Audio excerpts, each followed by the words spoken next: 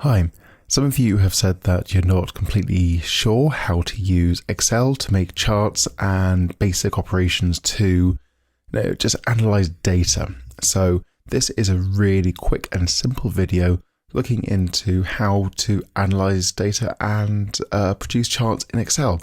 Now, there are a lot more ways to do it than I'm going to show you here. This is just the basics. I'm going to link in the description to this video my playlist, which goes into more detail about using Excel. So let's get started. So here we have a load of data collected from students about different performance metrics. So we have the task time, we have task completion, number of errors made, and then we go into some other areas for lostness. I'm just going to work here on task time. Now, first thing to note is that we've only got a few bits of data per stat. So 1, 2, 3, 4, 5 people looked at the task time for each website. That means that we have a small data set and we cannot run statistics. I do have videos in the playlist which talk about t-tests or ANOVA, but today that's not appropriate. We're going to just keep to basics. We're going to look at descriptives. So what is a descriptive? It's just describing the data, giving you an overview of what you have rather than try to find any great truth. So what do I want to look at here? So what is the average time of each website and how does that compare to one another? So first thing I'm going to do, I'm just going to select all the titles here. Actually, I'm going to zoom in a little bit so you can see a bit clearer. Okay.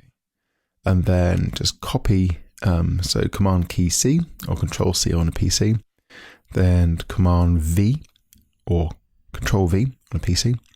Just get the titles the same. Press Escape.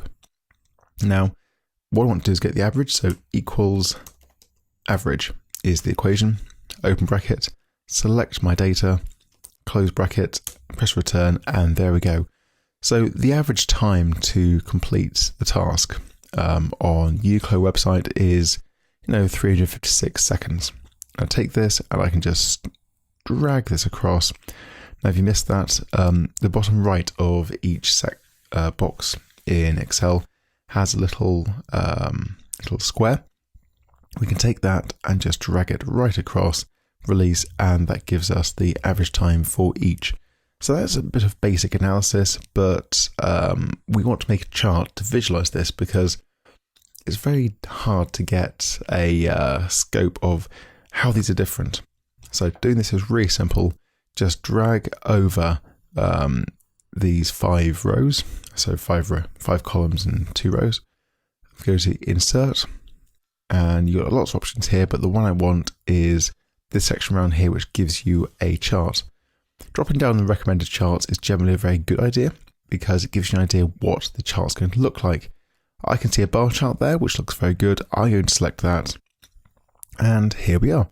That's playing around with Excel, the wrong things. So here we have a chart for Excel. Now you might think this is really good. So we can see Uniqlo is really high at 350.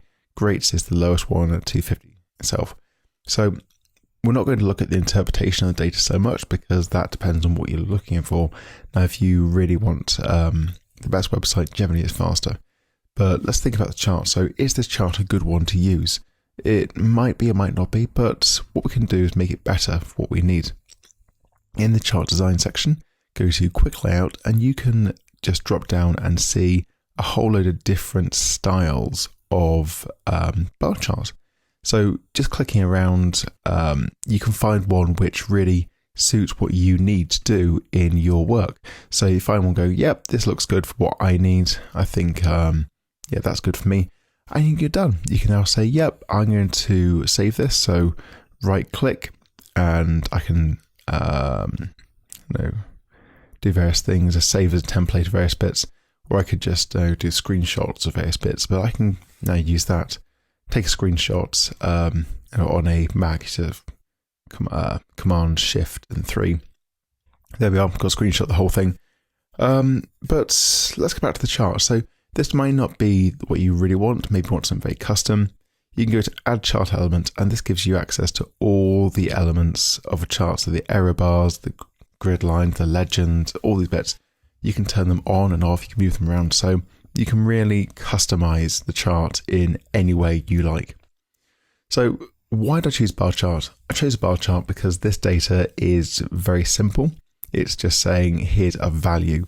We're not, and each website, Uniqlo, Arket, AYR, these are all independent, which means that Uniqlo has no relation to Arket, Arket has no relation to AYR. The other kind of charts that you can choose, if I drop down here, chart type, line chart, if I choose that, now that gives you the same data, but it suggests that Uniqlo and Arket are somehow related.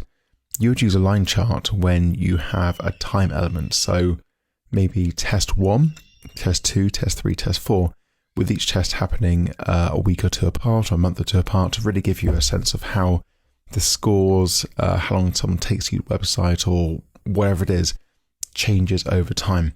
That's really what line charts are for. We don't have that, so it's not appropriate. Pie chart, let's choose that. Pie chart really is not very relevant.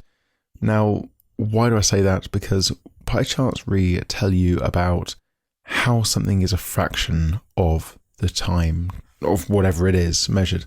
So we can see that, yeah, Uniqlo is the biggest amount of time, biggest proportion of all time taken, but the slice of pie doesn't really mean anything.